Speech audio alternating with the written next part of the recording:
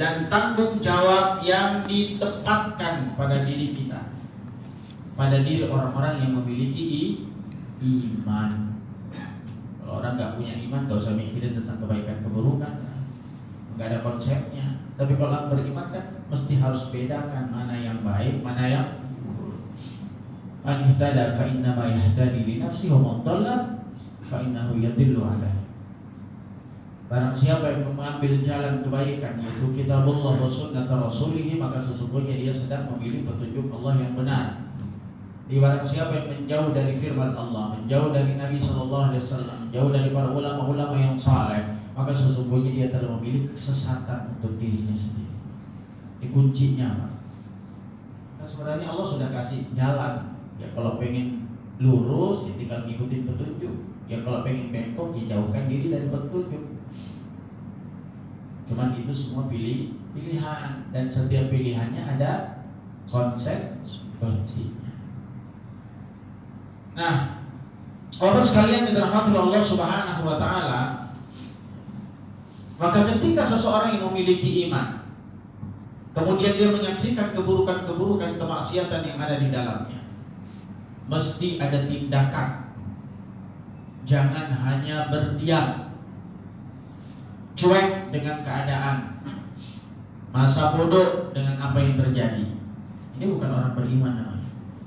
Meskipun Allah tahu betul melalui lisan Rasul Sallallahu Alaihi Wasallam setiap orang itu punya tingkatan iman yang berbeda,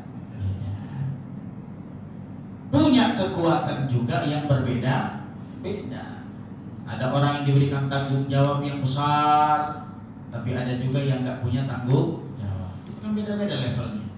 Dan setiap level itu punya jalan untuk bisa mencegah kemungkaran. Maka hadis yang tadi sejalan dengan hadis yang disampaikan, yang diriwayatkan oleh Imam Muslim dalam hadis yang lain. Ma min nabiyyin ba'athahu Allahu fi ummatin qabli illa kanat lahu min ummatihi hawariyun wa ashab.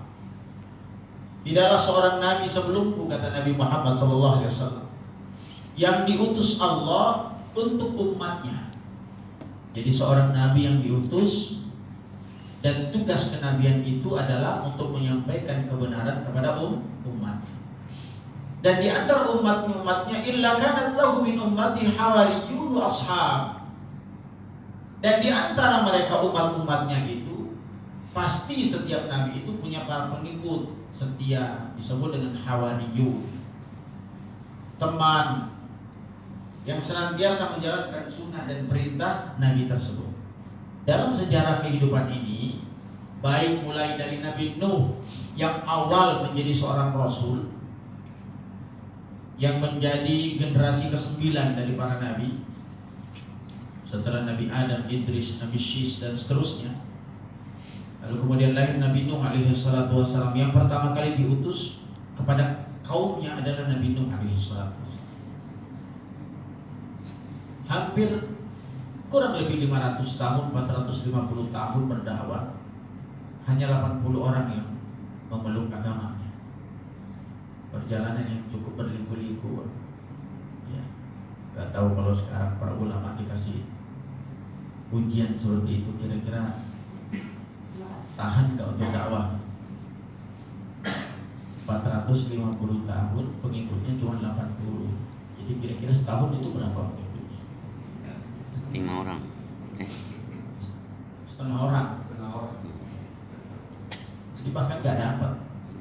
Ini kesabarannya Nabi Nuh alaihi salatu wassalam luar biasa.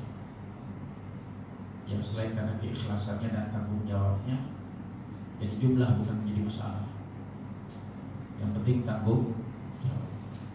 Kadang kita fokus pada jumlah dibandingkan tanggung jawabnya, ini susah. Nah kalau dikit kok kata mengajar, ya berapapun. Teringat dulu ketika kami pakai di pesantren, kalau nggak punya murid, pohon pun akan menjadi murid bagi saya. Jadi ketika menerobos tempat-tempat ketika mengajar dulu, dan akhirnya sekarang berdirilah Darussalam Gontor Ponorogo dengan jumlah santri puluhan ribu dimanapun. Dulu gitu, menerobos tempat, dibenci, dihina, dicaci, apalagi pada masa-masa PKI, luar biasa. Menyelinap harus bersembunyi dan tetap dengan kita mengajarkan apapun.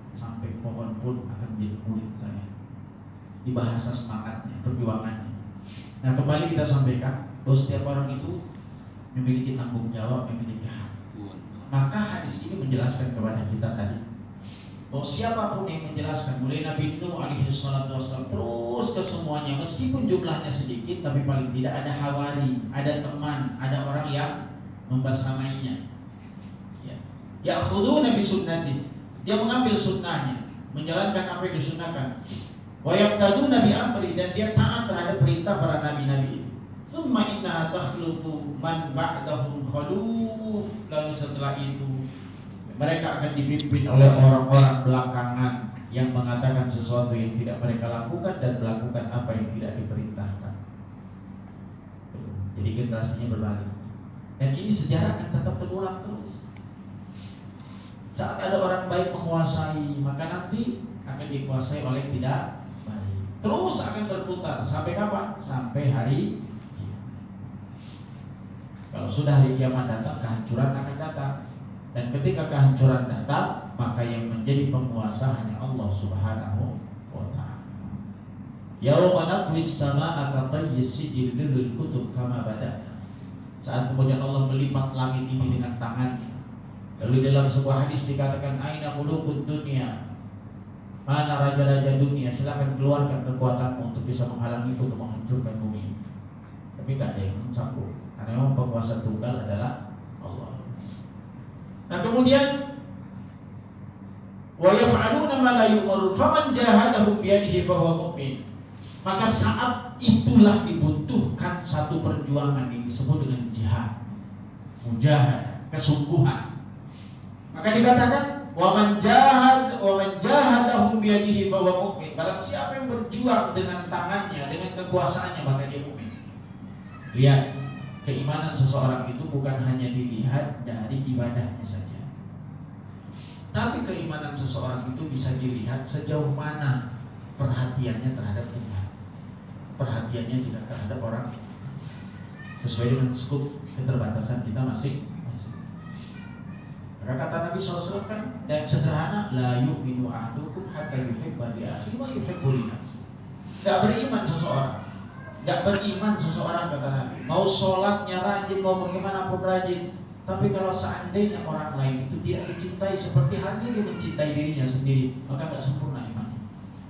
Buat tegaskan tadi, sholat iya, zakat iya, puasa iya, tapi ada satu hal yang kemudian dia tinggalkan. Dia menyepelekan orang lain, menganggap remeh orang lain yang bisa jadi di mata Allah dia jauh lebih mulia dibandingkan diri. Problem ini. Maka apa yang disampaikan? Man jahadahum bilisanihi fa huwa mu'min. Maka orang-orang yang berjihad dengan lisannya, bukan dengan kekuatannya, maka dia mukmin. Dan terakhir, man jahadahum biqalbihi fa huwa mu'min. Barang siapa yang berjihad dengan hatinya, maka dia juga adalah mukmin. Walaysa wara'a dzalika minal iman habbatu khardal. Maka tidak ada yang disebut iman kalau seandainya dalam hatinya itu ada kesombongan atau meremehkan sesuatu kebenaran. Berarti seakan-akan Allah Rasul mengatakan bahwa ketika engkau melihat kemungkaran, sama dengan hadis di awal, engkau bisa berubah dengan kekuasaan. Yang kedua, engkau bisa berubah dengan lisanmu, dan engkau juga bisa berjihad dengan hatimu. Dan ternyata hati itu adalah adhaful iman. Nah, kita akan lihat sekarang bagaimana kemudian cara memberantas kemungkaran ini. Jadi kemungkaran itu bisa ada di mana-mana, Pak. Bukan hanya skopnya besar, tapi juga bisa skop kecil. Skop kecil itu paling tidak dalam keluarga kita. Ada nggak kemungkaran dalam keluarga kita? Ada. Kemaksiatan itu ada, meskipun kemungkaran yang tidak besar, tapi kemungkaran istri, entah suami, entah anak, entah cucu, siapapun itu mesti ada kemungkaran. Dan siapa yang tampil untuk bisa melakukan perubahan itu? Ya semuanya. Siapa yang mampu? Ya kalau seandainya bisa mampu dengan tangannya, dengan kekuasaan jadi seorang kaya, maka kita punya tanggung jawab besar untuk bisa melakukan perubahan itu. Ya kalau kita nggak bisa dengan kekuasaan, ya dengan lisan. Jangan pernah dianggap remeh nasihat itu. Saya pernah sampaikan bahwa nasihat-nasihat yang sederhana itu jangan pernah dianggap remeh. Karena bisa jadi apapun nasihat yang kita sampaikan kepada orang lain itu akan berbekas. Saya pernah sampaikan kemarin, ada seorang ulama besar di Madinah. Lalu kemudian beliau suatu hari ketika berjalan, dia melihat anak-anak sedang melakukan kemaksiatan. Dia samperin, dia dekati, walaupun hanya dengan nasihat. Nah, kan sederhana kan, ngapain kerjain begini nih, nggak manfaat. Ya, mendingan ngaji, mendingan ngapain, macam-macam kan. Meskipun dia tidak dengar, tidak mengamalkan itu kita sampaikan. Yang hilang dari kita kadang, usikum wa iya ya nafsu. Orang bermaksiat, tapi kita abaikan. Jangankan mau berubah, hati kita juga nggak nolak. Hati kita nggak nolak. Maksudnya kita nggak benci dengan kemaksiatan itu, tapi kita berikan dukungan dengan hati. Maka ternyata apa yang terjadi dalam kisah itu, jauh hari setelah itu, beberapa tahun kemudian, perkembangan waktu, Syekh itu masih hidup dan kemudian memberikan ceramah di satu tempat. Usai beliau menyampaikan ceramah, ada seorang laki-laki yang datang kepadanya, lalu mengucapkan salam, bersalam, lalu kemudian mencium beliau sambil berkata, terima kasih Syekh atas nasihat. Ya saya bingung nasihat mana ya. Dulu ketika aku duduk bersama teman-temanku, kau datang memberikan nasihat. Namun setelah itu aku pikir beberapa tahun berikutnya, aku sadar bahwa apa yang kau sampaikan itu kebaikan. Dan hari ini kau lihat, akulah orang salah satu di antara orang yang kau berikan nasihat. Jadi buat anak juga sama Pak. Jadi gak bosan-bosan memberikan nasihat. Hari ini mungkin dia tidak dengarkan nasihat kita, tapi mungkin bisa jadi sepeninggal kita itu menjadi cambuk buat dia agar dia bisa berubah. Banyak sejarahnya.